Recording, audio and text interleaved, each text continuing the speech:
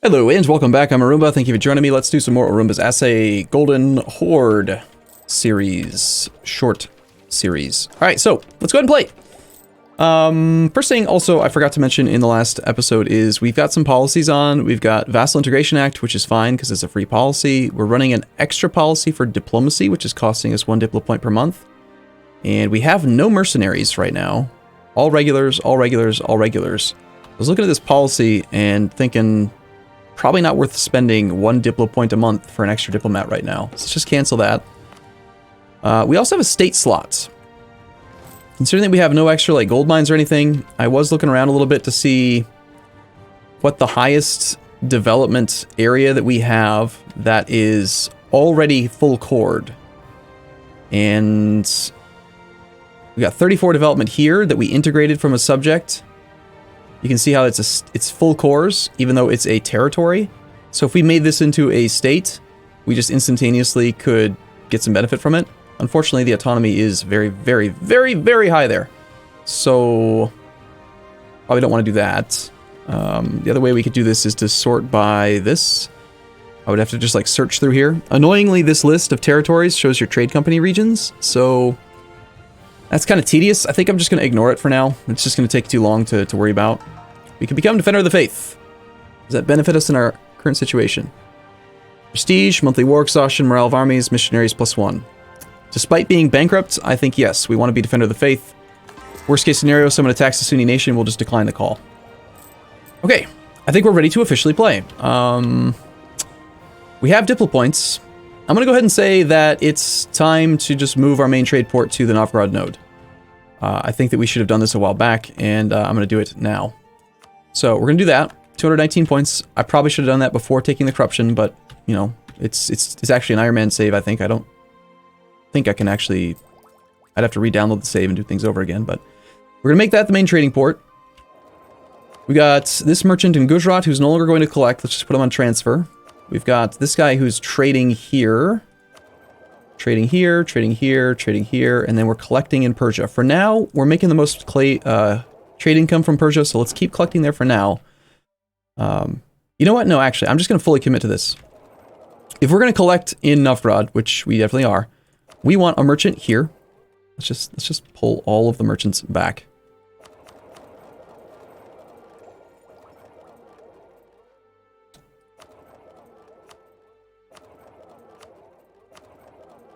We're just going to do like a full reset on our merchants. I don't care if it takes a couple months to get them where I want them. I don't like it. Okay, and then, yeah, like I said at the end of the last episode, I am not going to stay a Horde. Now, you may disagree with that decision, but looking at it, I think that becoming a monarchy or a republic is going to be a better option than staying a Horde. We're going to lose out on our nomad government mechanic, where we get bonus to land force limits, years of separatism, bonus looting speed. We have a penalty to institution, bonus to movement speed, cheaper reinforcement, better cavalry ratio, etc. As far as this character, or this player character, haha, this guy's ideas, he went diplomatic, humanist, administrative, influence, aristocratic. He's got 30% cavalry combat ability, so it makes you feel like you should probably use lots of cav, but I still feel like this is an overcommitment to cavalry, even for a Horde. You got to consider cav are basically like artillery. They're almost as expensive as artillery, so they are a luxury. If you can't afford things, then you have to cut back on your luxuries. If you imagine a cavalry like basically a artillery, like, would you run an extra artillery if you have no money? I wouldn't. So I would just, if I had to choose, even with 30% combat ability, even with, you know, all the other modifiers or whatever that we have, I would still just run fewer cav to trim down the economy. So I personally think in the current patch that republics are stronger than monarchies. I love being able to control my monarch point generation to tailor it for idea groups. I also think overall, despite the fact that you can abdicate, that you end up getting more overall monarch point generation per month from republics than from monarchies.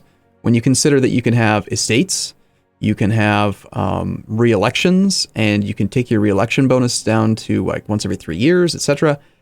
I like republics a lot in the current patch. But the other reason is that we have lots of land that is not accepted culture. We accept some cultures, and a lot of cultures are part of our primary culture group because we are an empire, are we not? Yeah, we're an empire, so we have certain cultures that are automatically accepted because they are part of our primary culture group.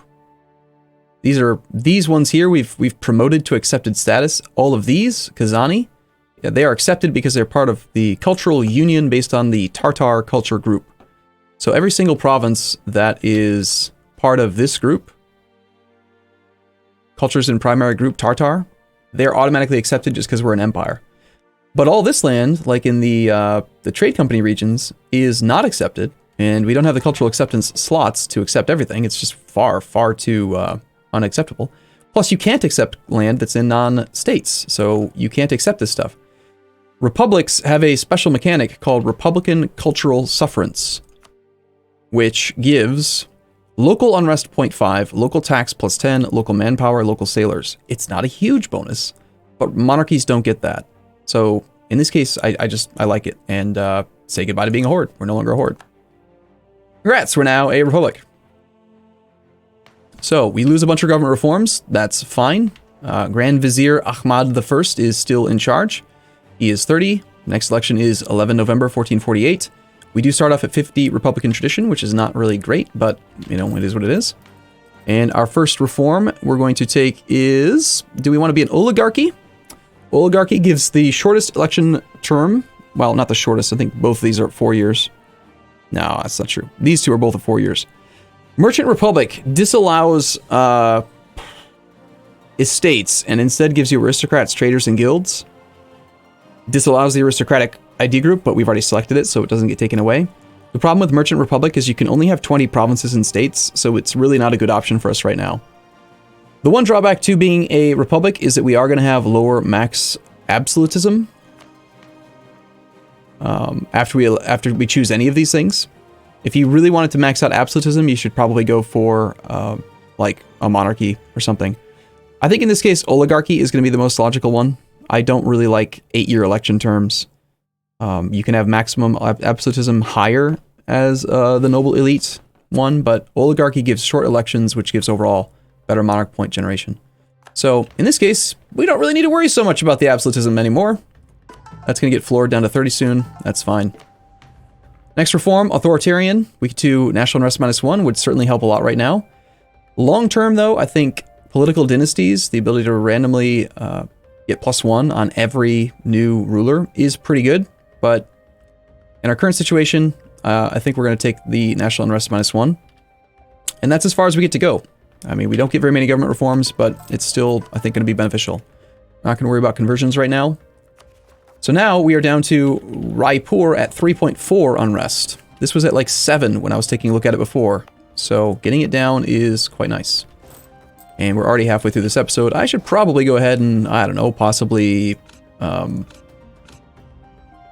unpause soon.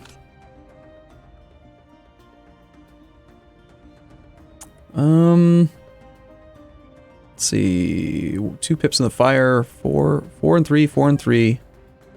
3 and 2, 3 and 3. Do we want one more defensive morale pip or one more offensive fire? Probably the offensive fire.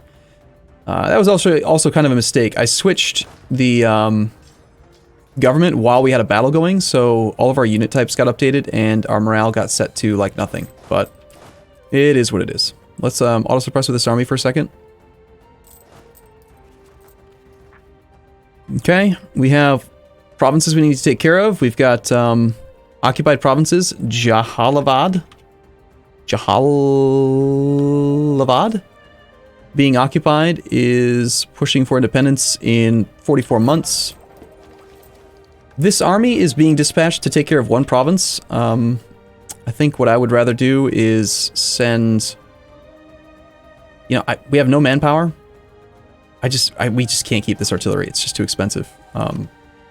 All this is just gone. This army is going to go fight that in our subject, and then it's going to take care of this.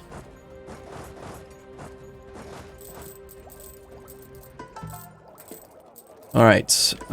We should still be able to win that fight, possibly. We have awful morale.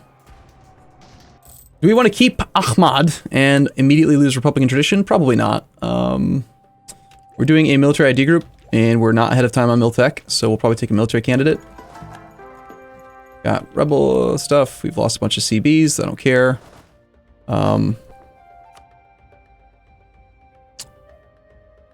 The one thing we also lose is we can no longer establish tributaries. I don't know what actually happens if we're going to lose our tributaries based on this. We might. Since we're having economic problems, I think we should keep... we should do money. I know that, you know, manpower is nice, but we're bankrupt. We don't really want to be doing any battles or anything right now. Also, when you're looking at tributaries, there's like literally no reason that I can think of to not keep their liberty desire around 30 to 40%. You don't want to push it to 49.9 because, you know, you lose some Diplo rep, or they take Diplo tech ahead of you or something, and then suddenly they're unloyal. But you can safely take their money until they have, you know, 40% or 30% liberty desire. So prestige would be also nice as well, but money is, I think, far more important at this point.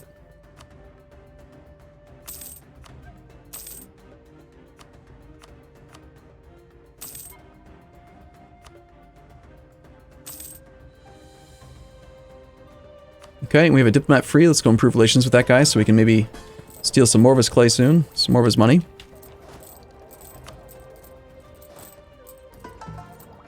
We've got some transports here. I would just mothball those for now. We have 2 light ships. Let's have them protect trade in... Realistically, if we're going to be collecting trade up here, they should still probably collect trade in Crimea. But we can't get them through, so... Maybe in Bengal. Makes sense. Or we can just mothball them or sell them. Alright, let's see if we can prevent any more of these rebels from firing. If we had a theologian, that's probably the only advisor I'd consider hiring right now. Which, on the monthly tick, we might be able to get because we're going to have access to the estates.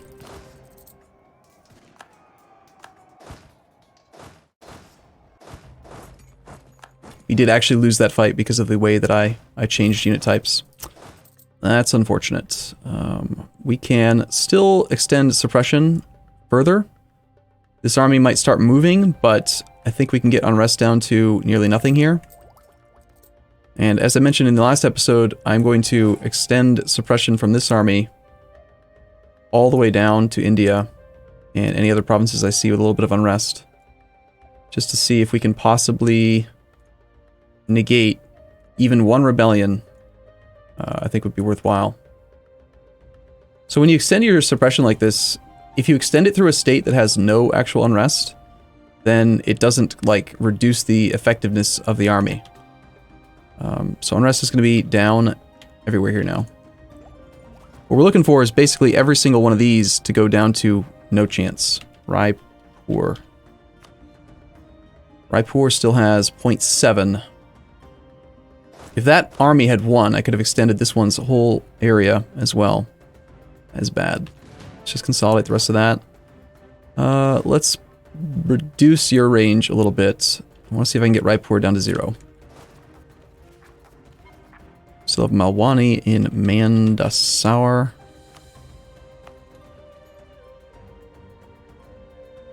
Maybe we could handle that one as well. And we've got the Junagarh separatists in Rajkot, which is these over here. Okay.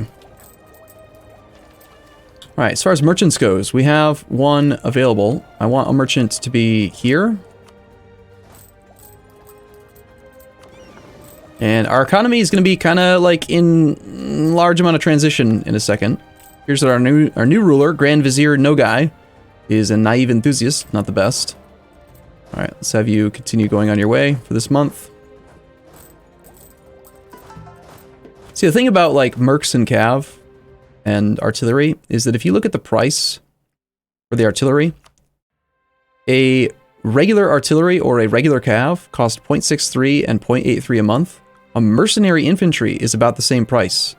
So if you're having economic problems, ditch your luxury units and solve your manpower problems by taking mercs. And, like, just use the mercs. Right, so, okay, we kept our tributaries. And now we have access to estates. Yay, states, estates. And most importantly, look. Provinces controlled by the E-states? None. If we didn't have autonomy problems, the autonomy floor could have actually gone from 50% down to 0% if the tribal, like if the phantom hidden autonomy value had actually gotten all the way down to 0 over all these years, and the tribe was just like flooring it to 50%, it could have gone all the way down to 0. But because we have, unfortunately, had like some, you know, corruption and bankruptcy raises autonomy and stuff, it has brought the autonomy value up. Now, we are at peace. I am going to go ahead and lower autonomy everywhere that we can, and just trust that I can prevent further rebellions from happening.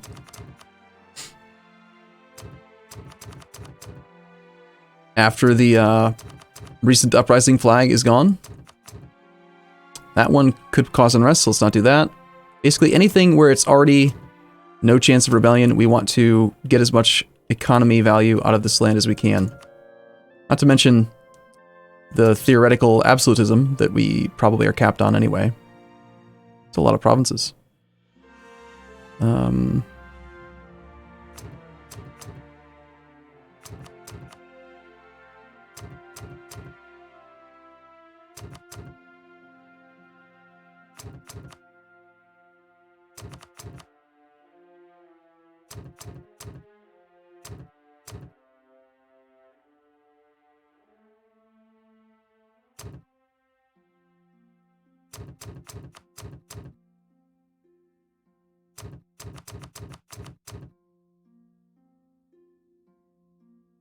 My god, that's a lot of land. Yeah, pre-great power submissions only, please, right? Okay, let's let some more time pass. We have 2 more merchants to assign, so we're going to want to have a merchant in Crimea to make sure that the money that, you know, as much as we can goes this way. We're going to want to have a merchant in Astrakhan. Avoid sending it that way, because we'd rather it go to Kazan. Speaking of Kazan, that is one of our subjects, and we're not diverting trade from him for some reason, so let's take his money. Alright, this army is going to go finish off that. We can do an overrun, despite our morale penalties. We'd have some inflation. 2 more merchants are home. Let's go ahead and put a merchant in the capital. Now, this is where, with Persia, even though we're giving up a lot of money here, we have plenty of merchants. So we're going to steer this money, where we have 58% control, we want to steer this towards Samarkand, and then from Samarkand, we need to make sure we have a merchant to prevent it from going to Persia. Once we get some... Well, I might actually want the merchant that is in Novgorod. Now, we'll take this guy that's on his way. We're going to have him go to Samarkand.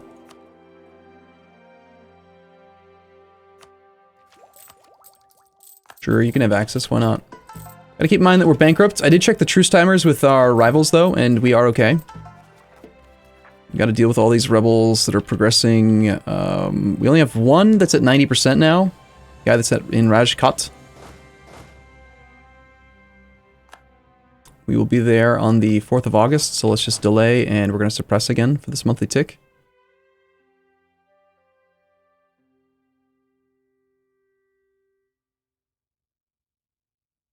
And our other army is up here. They'll be in Moscow on the 29th. Let's go to the 29th. And again, I'm really min-maxing this, but we're going to suppress all the way down into India with this army.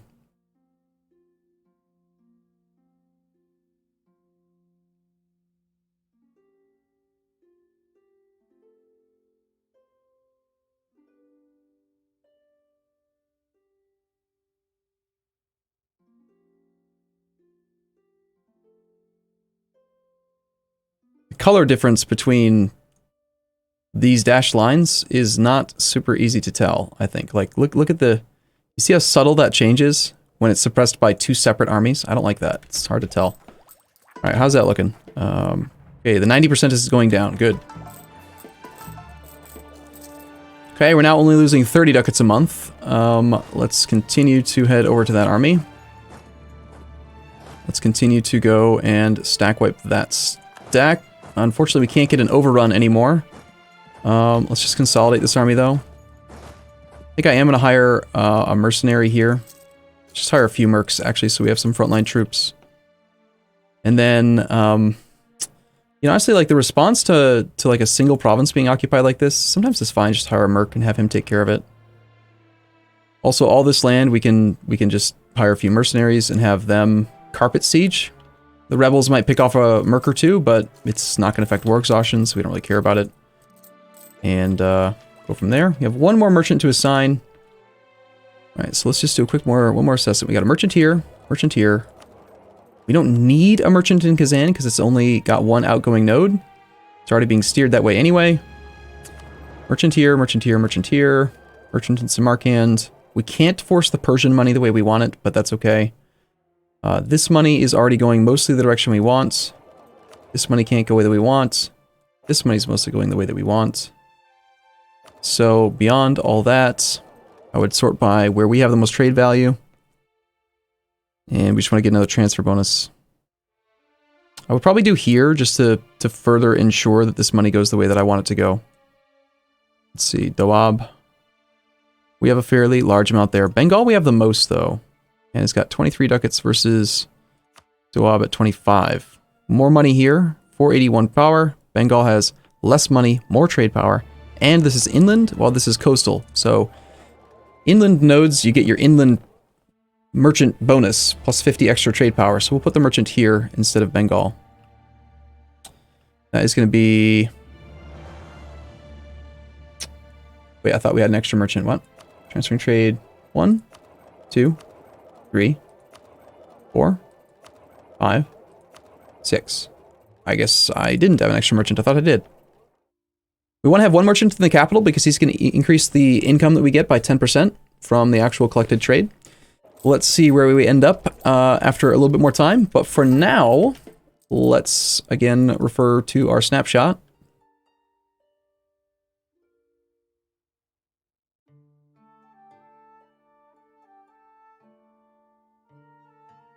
When we started off with this save, we were losing 64 ducats a month. We're now making an extra 10.1 ducats a month in gross income. I disbanded like 16 artillery, turned off some estates.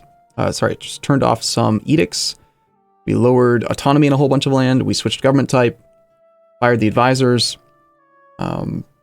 Interest is still awful, but we're waiting till February to pay off the loans to avoid the extra interest penalty. Things are looking better. We're only losing 30.86 ducats now, down from 64. Let's see what we can do in the next episode. Thanks for watching. Hope you guys are enjoying the campaign. I'll see you soon.